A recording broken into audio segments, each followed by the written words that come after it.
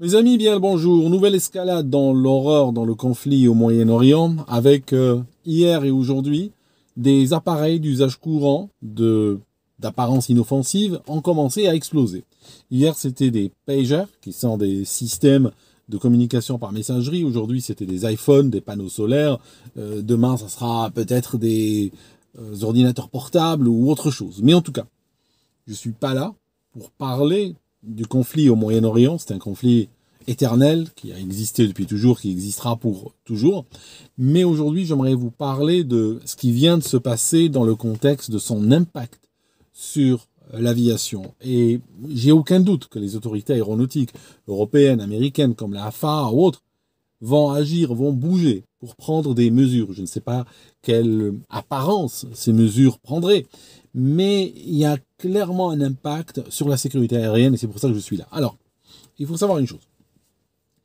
Il y a, dans le cadre du droit international humanitaire, ça c'est sous l'égide de l'ONU, il y a des accords qu'on appelle en anglais les CCW, en français c'est les CCAC, c'est des conventions sur les armes conventionnelles. C'est des conventions qui limitent l'emploi de certaines armes. On pense au départ, quand ça a été créé, on pense aux mines. J'ai habité à Genève pendant longtemps et ça m'est arrivé de manifester devant le siège de l'ONU. Il y a une sorte de chaise, une chaise très grande en fait, je ne sais pas combien de mètres de haut elle fait, et cette chaise-là, elle a une jambe cassée.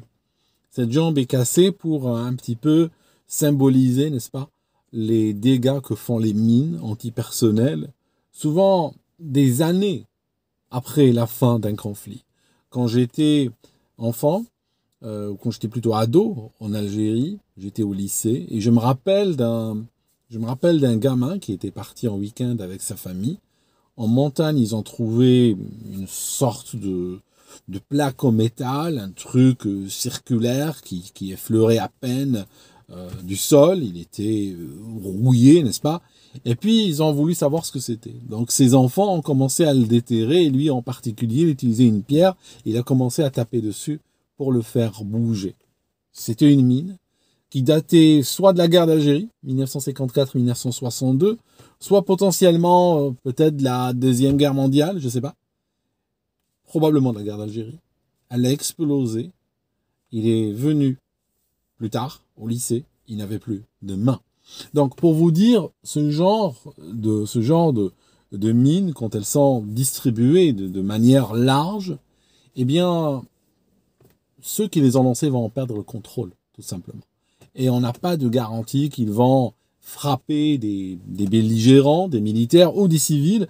Et on n'a même pas la garantie qu'ils seront désactivés même à la fin du conflit. Quoique la fin du conflit, ce n'est pas une question que je me pose pour le Moyen-Orient parce que je crois que c'est un conflit qui est éternel, comme je vous l'ai dit précédemment dans la vidéo. Donc, les CCW, ces accords, ou les CCAC, principalement visent les mines. Néanmoins, on leur a rajouté des protocoles 2 et le 3. Le protocole 2 a été proposé en 1996 et approuvé en 1998.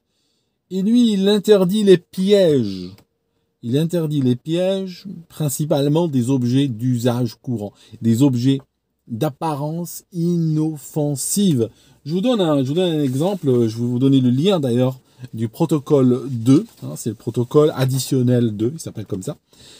Et puis, j'aimerais que vous vous intéressiez à l'article 7, juste pour vous dire dans quel contexte nous sommes en train de travailler. Alors, il parle, n'est-ce pas, l'article 2 définit le piège, et l'article 7, lui, va parler de l'interdiction des pièges. Et il va dire, par exemple, interdit de le placer sur les lieux d'inhumation, sur les lieux d'incinération ou des tombes, sur du matériel de transport, sur des jouets d'enfants, sur des objets, des ustensiles culinaires, et puis à des objets de caractère indiscutablement religieux, n'est-ce pas?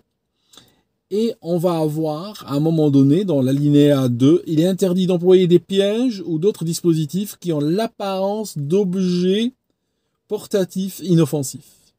Voilà. Mais qui sont en fait spécialement conçus et fabriqués pour contenir des matières explosives. Vous voyez? Donc on est dans ce cadre. On a des objets qui sont d'usage courant, qui sont d'apparence, qui sont portatifs, ils sont d'apparence inoffensive, et ils ont été conçus spécialement pour comporter des explosifs. C'est quoi le problème? Le problème, c'est qu'aujourd'hui, ça fait des mois, semble-t-il, que probablement le Mossad distribue, Mossad c'est le service secret israélien, ils en ont plusieurs, mais le Mossad est l'un d'eux, distribue, quand je distribue, c'est pas qu'ils donnent gratuitement, mais on va dire inonde le marché de cette région par des produits qui sont trafiqués, qui contiennent des explosifs. Donc c'est des pièges au sens de la convention. Le problème, c'est que certainement, sur les milliers qui ont été distribués, eh bien, il y en a qui ont déjà voyagé dans des avions civils. Forcément. Donc, on a aujourd'hui même des iPhones qui ont explosé. On imagine facilement que, par exemple, quelqu'un qui vit, je ne sais pas moi, à Paris ou à Londres, parte passer des vacances au Liban chez sa famille, il achète un iPhone là-bas, peut-être parce que c'est moins cher, avec la monnaie locale, il arrive avec en France, il le vend, il l'offre en cadeau, il se le fait voler, il le perd, n'est-ce pas? Et ce téléphone-là va circuler, changer de main plusieurs fois, et puis peut-être qu'on va le retrouver sur un vol transatlantique.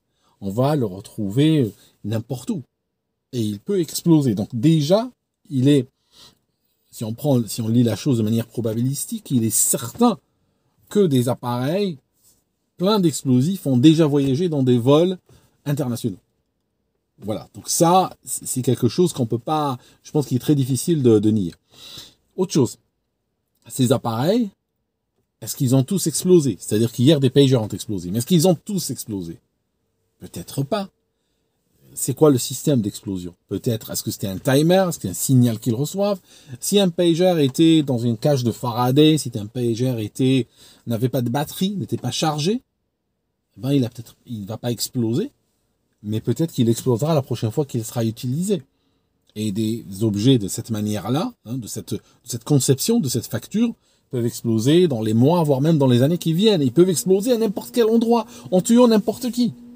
Ça peut être un enfant qui joue avec, ça peut être des gens qui sont avec quelqu'un qui le possède, qui sont autour de lui dans le bus, ou qui sont à une chaîne de supermarché ou autre. On ne peut pas savoir. Et c'est pour ça que ces objets-là, et ce genre de pièges, sont expressément interdits dans le droit international. C'est parce que justement, ils sont, et c'est le sens d'ailleurs de la convention, la CCW, c'est qu'ils frappent de manière indiscriminée. On ne peut pas dire, c'est en train de viser spécifiquement tel type d'individu ou tel type de belligérant ou autre. C'est très général, il n'y a pas vraiment de limite, et il semblerait qu'ils ont même, j'ai entendu parler d'une enfant de 10 ans qui a été tuée au Liban, parce que justement, ces objets, une fois qu'ils commencent à sauter, ils peuvent sur une table de cuisine familiale, et le propriétaire légitime est peut-être en train de prendre sa douche, ou en train de dormir, ou il a fait tomber un gamin à la ramasser. On ne peut pas savoir. Et c'est encore une fois pour cette raison qu'ils sont interdits. Donc, qu'est-ce qu'on a? On a cette situation avec des dispositifs hier de type pager, et aujourd'hui, on a même des iPhones. Alors, l'iPhone, quand vous le regardez à l'intérieur, quand il est ouvert, il est plein quand même neuf. Il n'y a pas vraiment beaucoup de place pour mettre quoi que ce soit. Mais la seule possibilité, je ne dis pas que c'est ce qui a été fait, mais je spécule, parce que je ne vois pas d'autre option, franchement. La plus grande pièce qu'il y a à l'intérieur d'un iPhone, c'est la batterie. Selon les iPhones, des fois elle ressemble à un L, des fois elle a une autre forme, mais voilà, la batterie, c'est l'objet le plus grand. Donc on peut envisager un système, un téléphone, où la batterie a été enlevée, remplacée par une batterie plus petite, par exemple 2 fois plus petite, donc avec 2 fois moins de capacité, mais l'espace gagné, par exemple, il y aurait du PETN dedans, qui est l'explosif classique des terroristes parce que il n'est pas détectable, comme par exemple le TNT. Le TNT, le N, c'est du trinitro-toluène, c'est du toluène, c'est un groupe aromatique avec des 3 branches comme ça, avec des N et tout. J'ai pas envie de faire de la chimie de ça ce soir. Mais on se comprend. La partie azotée, le N, n'est-ce pas? Eh bien, celui-là, eh bien, il permet plus facilement la détection. Pareil pour la pour la nitroglycérine et la dynamite vient de la nitroglycérine par ailleurs. Si vous regardez la formule, ça ressemble à un E comme ça. Hein. Vous avez un E, vous avez 3 carbones, vous avez O, puis après vous avez le groupe nitrate. Donc j'ai pas la formule chimique exacte en tête, mais vous la cherchez en ligne, la formule de la nitroglycérine, vous avez 3 carbones, je vous dis de tête, hein, vous avez 3 carbones, vous avez 3 azotes, vous avez probablement, allez comme ça à l'œil nu, je vous dirais combien d'oxygène, probablement 6. Je mettrai 6, je mets 6, et puis le reste est complété par l'hydrogène, parce que le PETN, lui, n'est pas détectable, n'est-ce pas? Et donc, c'est probablement ce qu'il y avait là-dedans. Sinon, durant les mois et les semaines que ces objets piégés ont circulé, à un moment donné, un checkpoint, il y aurait un chien, il y aurait un appareil qui aurait détecté ça.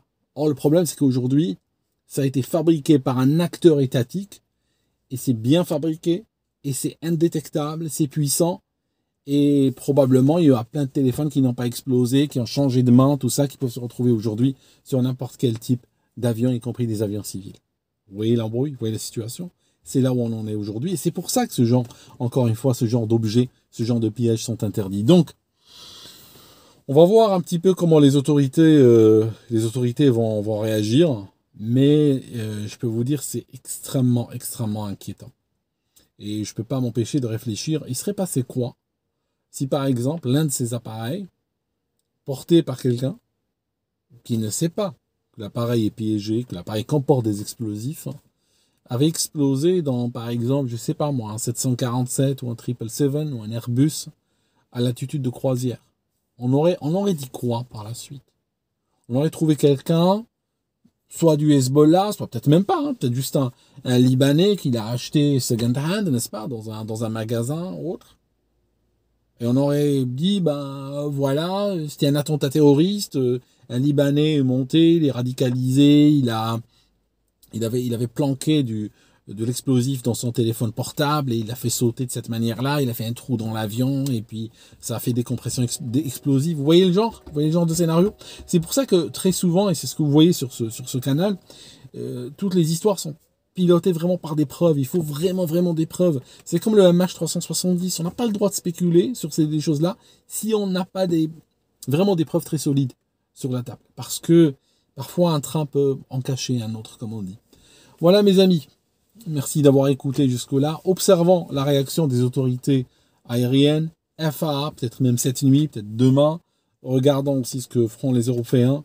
Je sais pas, ça peut être soit l'interdiction, soit l'arrêt des vols vers certaines destinations au Moyen-Orient, soit ça peut être renforcement des mesures de sécurité, je sais pas, mais ça va devenir assez compliqué encore. Je sais que le vol aérien, personnellement, je commence à faire des croisières, je commence à l'éviter, pas à cause des avions, mais à cause de l'inconfort des aéroports, des interdictions, la liste croissante des interdictions et tout ça.